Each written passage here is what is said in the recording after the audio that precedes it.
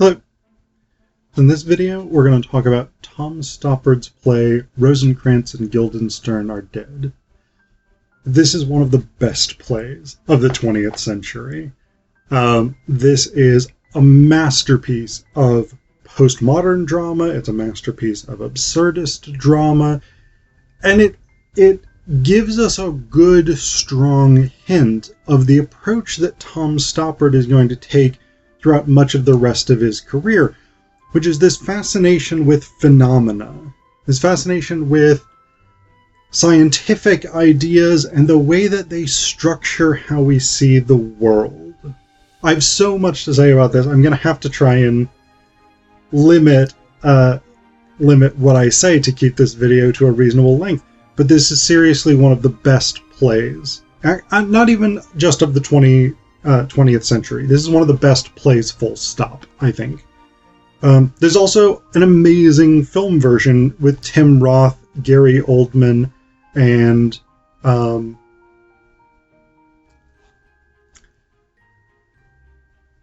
it'll come to me in just a little bit, and I'll tell you. Matt Hooper from Jaws, if that helps. Richard Dreyfuss.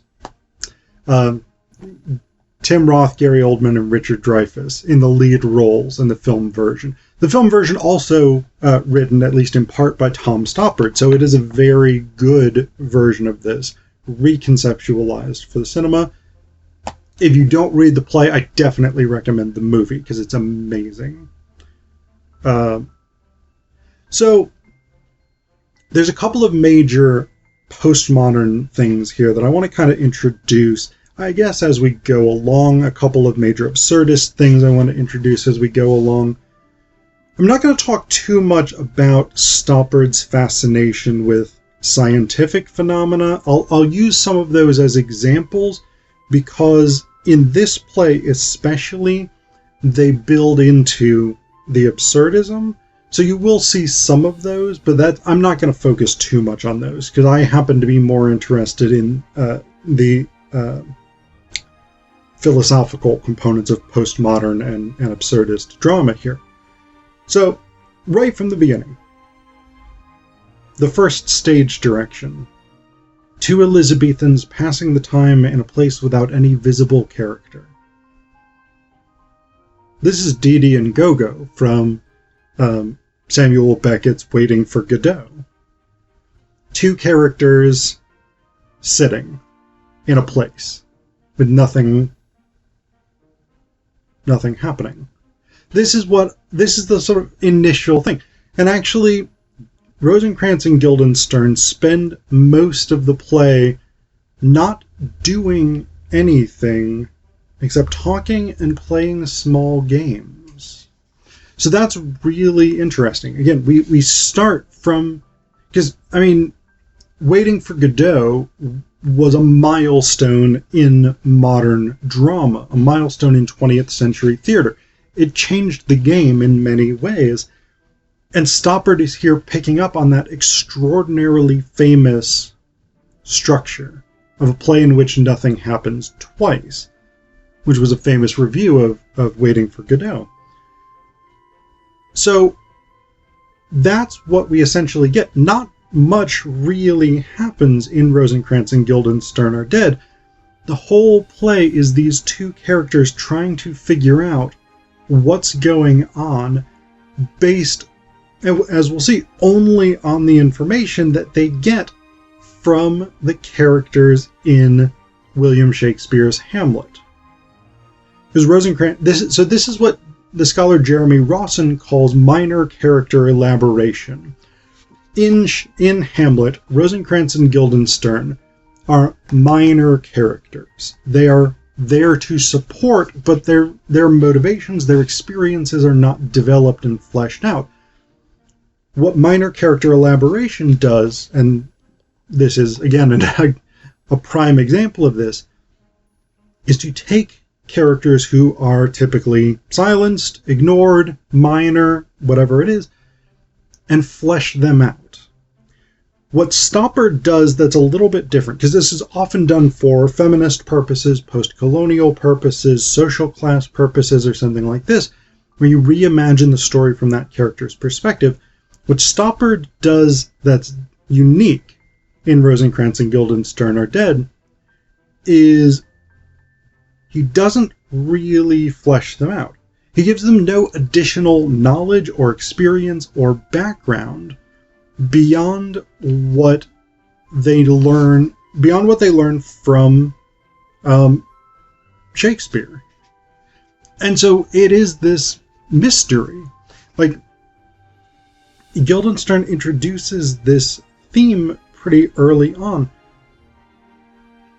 They start with a coin spinning game. And the coin spinning game is really interesting.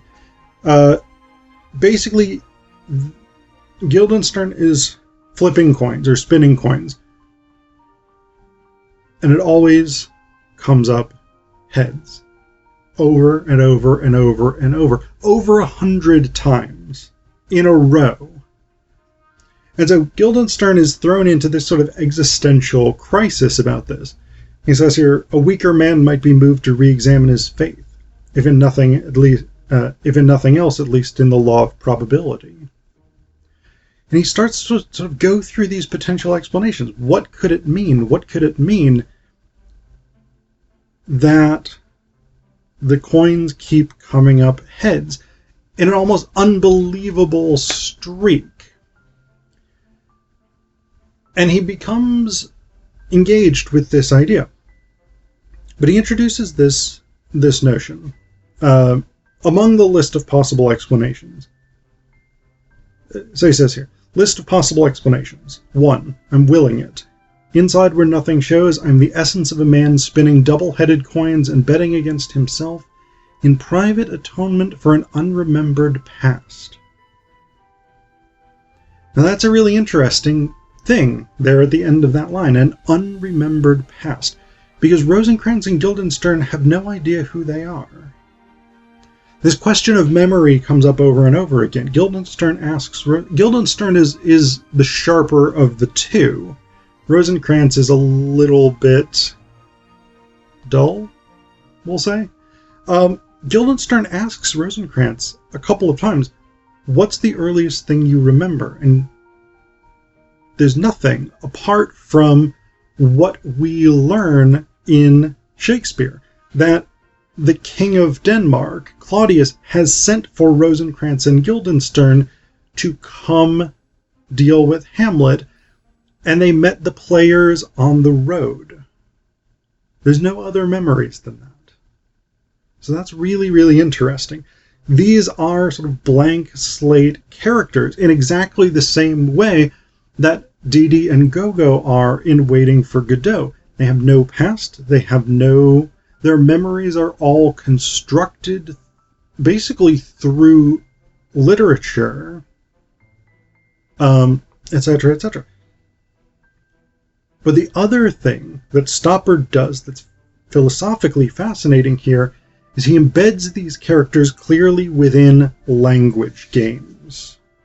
So one of those language games is obviously Hamlet itself. And later on, around page 34 in this issue, so about a third of the way in, slightly less than a third of the way into the play, we have here a stage direction. He, that's Rosencrantz, tosses the coin to Guildenstern, who catches it. Simultaneously, a lighting change sufficient to alter the exterior mood into interior, but nothing violent. And Ophelia runs on in some alarm, holding up her skirts, followed by Hamlet. Ophelia has been sewing, and she holds the garment. They are both mute. Hamlet, with his doublet all embraced, no hat upon his head, his stockings fouled, ungartered and down-geared to the ankle, pale as his shirt, his knees knocking each other, etc., etc. So the rest of the stage direction is not that important, because what we get here is our first interaction with the characters directly from Hamlet. So we see the famous scene where Hamlet comes to Ophelia and he's all messed up and looking mad because he's putting on his insane show, etc., etc. But then we have Claudius, Gertrude, and their attendees enter, and we get the lines from Shakespeare. Claudius says, "Welcome, dear Rosencrantz and Guildenstern.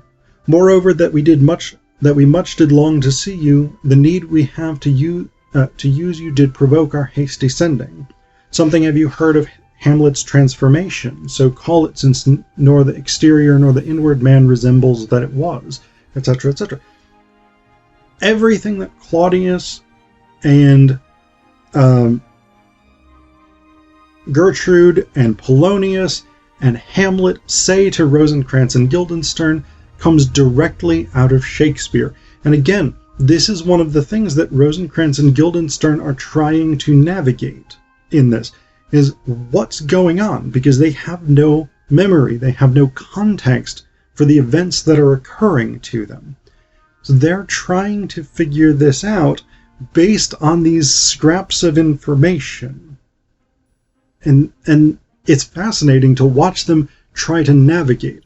There's a great line, I think, absolutely brilliant, later on, where Guildenstern says, let me find it. So they can't even remember whose name is whose. They can't remember whose name is Rosencrantz and whose is Guildenstern. And so Guildenstern says, "We can't afford anything quite so arbitrary, nor did we come all this way for a christening. All that preceded us. But we are comparatively fortunate. We might have been left to sift the whole field of human nomenclature like two blind men looting a bazaar for their own portraits. At least we're presented with alternatives." So that's a really striking idea. This image of two blind men looting a bazaar for their own portraits, it perfectly encapsulates how these characters are stumbling around in this world where they have no past, they have no previous experiences, they have no context for understanding what's going on, and they have to try and fulfill these objectives and figure out what the right thing to do is in this situation. So it's a really brilliant component of this play. And again, it's this absurdist idea of a meaningless universe and what it means to exist in a universe that is fundamentally without meaning.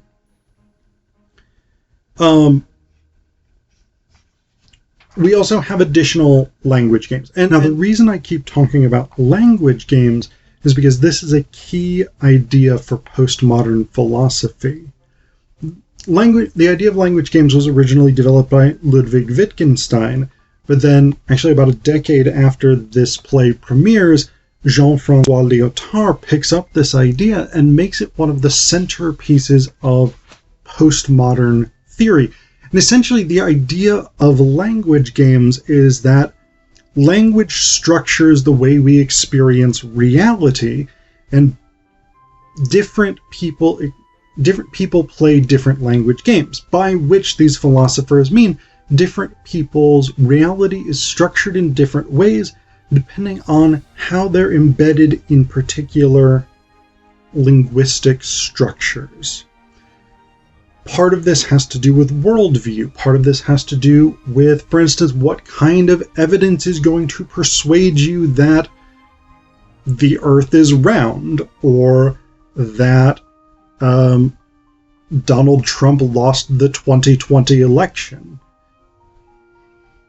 So these are language games. These are not the only examples of language games. There's literally thousands of them, arguably as many as there are people in the world. But language is something that is playful and play-with-able in postmodern philosophy. And so Guildenstern there's almost this kaleidoscopic movement through different linguistic models to try and get a grasp on what it is that's going on here. So, for instance, as he's still trying to work through how can the coin come up heads so many times? He turns to logic, and then he turns to science and psychology in very short order. So he says here, syllogism the second. 1. Probability is a factor which operates within natural forces. 2. Probability is not operating as a factor. 3. We are now within sub, or supernatural forces. Discuss. Then it says, stage direction. Rosencrantz is suitably startled. Acidly, Guildenstern says, not too heatedly. Rosencrantz says, I'm sorry, what's the matter with you? And Guildenstern says, the scientific approach to the examination of phenomena is a defense against the pure emotion of fear. Keep tight, hold, and continue while there's time. Now, counter to the previous syllogism, tricky one, follow me carefully, if it may provide a comfort. If we postulate, and we just have, that within sub, or supernatural forces, the probability is that the law of probability will not operate as a factor, then we must accept that the probability of the first part will not operate as a factor, in which case the law of probability will operate as a factor within sub, or supernatural forces.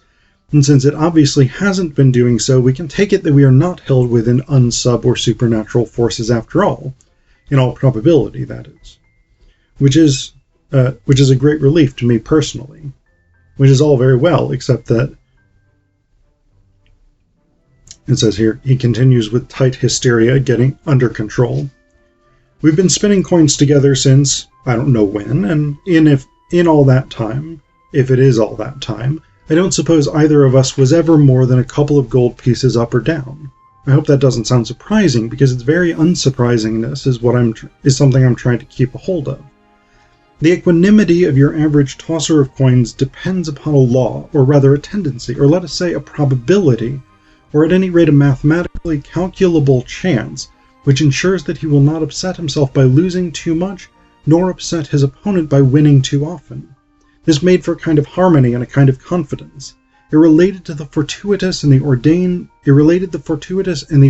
into a reassuring union which we recognized as nature. The sun came up about as often as it went down in the long run, and a coin showed heads about as often as it showed tails. Then a messenger arrived. We'd been sent for. Nothing else happened. 92 coins spun consecutively have come down heads 92 consecutive times. So, again, what I'm driving at that's really fascinating here is the use of logic, the use of probability, the laws of probability, as a way of trying to restructure the way that Guildenstern understands reality so that it's comprehensible, so that he can make sense of what's going on. And he reverses himself continually. He goes to logic. The syllogism structure is a logical structure. He goes to psychological explanations. We cling to science because that helps us ward off existential terror, etc., etc. But we also see the instability of this. The first syllogism proposed essentially concludes that because probability is not operating, they are held within sub, or supernatural forces. But then immediately the second syllogism takes the opposite perspective.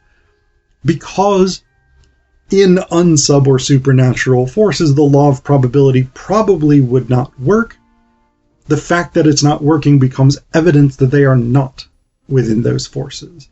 So you're left with a blank space. If the law of probability is not functioning, and that proves both that you are and are not in sub, or supernatural forces, where are you? There's no possible way to reason it out. And so that's what a lot of this play is. It is about trying to navigate their place in the world without enough information in the language games that they are playing. The language game that the play Hamlet gives them to actually navigate this. Everything continues to be governed by the logic of Hamlet, though. And so Hamlet murders Polonius, he gets sent to England, the pirates come, etc., etc. Rosencrantz and Guildenstern are never completely sure what they're doing or why, but they end up with the letter that Hamlet writes because he's a dick to the King of England, that Rosencrantz and Guildenstern are to be executed when they arrive. They don't understand why. They can't figure out why their fate is what it is. And ultimately, in a way, this is the central question of the play Rosencrantz and Guildenstern Are Dead. Why did they have to die? What purpose did it serve? And the answer is kind of none. They didn't have to die. There was no particularly good reason for it, except that it had to happen. And existentially, that's kind of a terrifying idea, right? This becomes a big question toward the end of the play. Rosencrantz, so they found out that they are going to be executed, and basically we're sort of waiting for that execution at the end. Rosencrantz said they had it in for us, didn't they? Right from the beginning. Who'd have thought that we were so important? Guildenstern says, but why? Was it all for this? Who are we that so much should converge on our little deaths? Who are we? The player says, I'll come back to the player in just a second, because the player is the other fascinating character. You are Rosencrantz and Guildenstern. That's enough. Guildenstern says, no, it's not enough. To be told so little to such an end and still finally to be denied an explanation?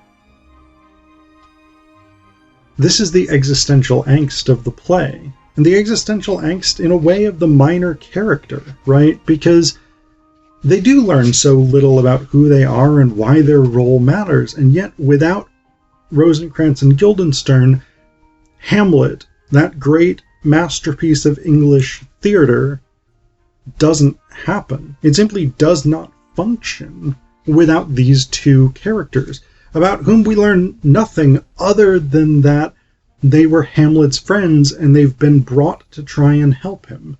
And they end up taking him to England to be executed, where he has them executed.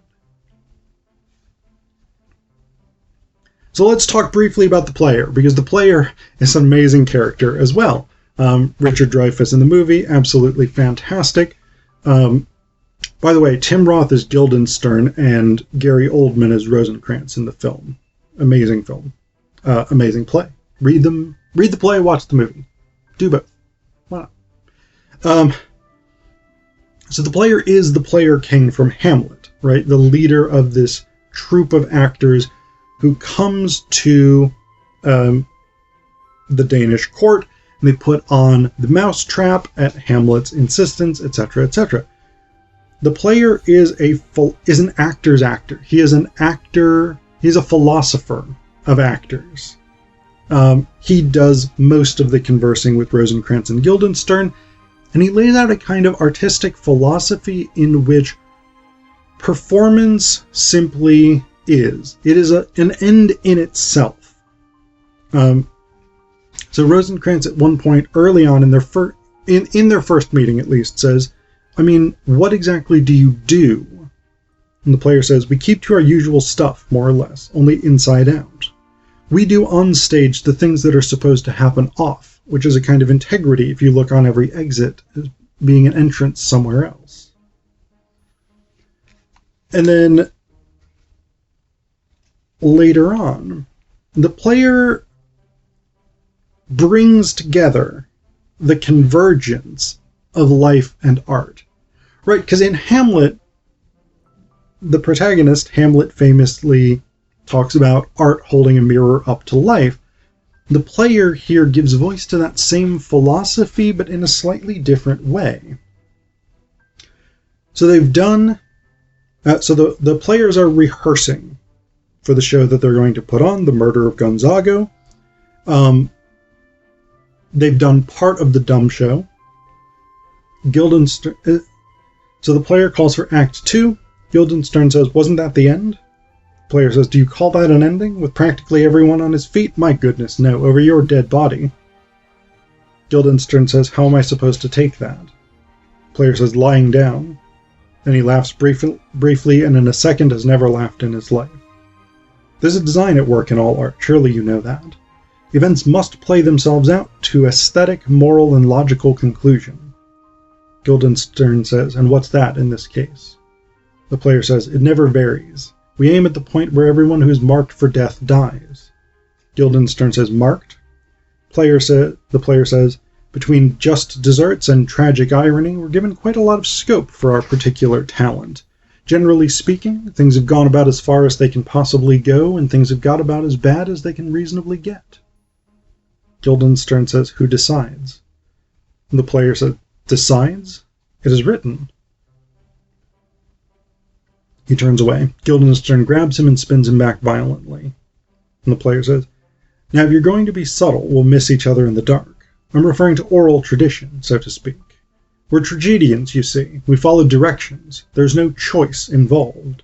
The bad end unhappily, the good unluckily. That is what tragedy means. So in a play preoccupied with why characters are doing what they're doing, with the inability to navigate reality, with the structure of language games imposing themselves, that idea, everything is fate, everything is written, it raises interesting philosophical problems. Is the absurd universe a fate-driven universe? Does it have a playwright writing the script?